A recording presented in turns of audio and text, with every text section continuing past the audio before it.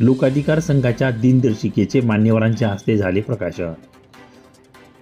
दिनांक 12 जानेवारी हा लोकाधिकार प्रमुख व्यंकटराव पन्हाळे यांचा जन्मदिवस आणि लोकाधिकार संघाचा स्थापना दिवस असल्याने या निमित्ताने लातूर येथील टेंकाळे सदन येथे लोकाधिकार दिनदर्शिकेचे प्रकाशन करण्यात आले।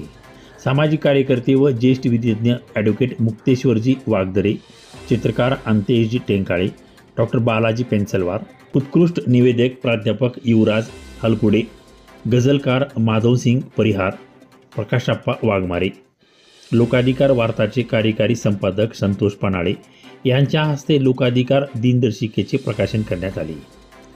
लोकाधिकार प्रमुख व्यंकटराव पन्हाळे यांच्या वाढदिवसाच्या निमित्ताने ॲडव्होकेट मुक्तेश्वरजी वागदरे, माधवसिंग परिहार, प्रकाशप्पा वाघमारे, प्राध्यापक युवराज हलकुडे, चित्रकार अंतेश टेंकाळे, डॉक्टर बालाजी पेन्सलवार, शरदचंद्र देवणीकर, संतोष पन्हाळे, युवराज बाजुळगे, ओमप्रकाश वागदरे, पवन सरवदे आदींनी लोकाधिकार प्रमुख व्यंकटराव पन्हाळे यांना अभिनंदन व त्यांना शुभेच्छा दिल्या।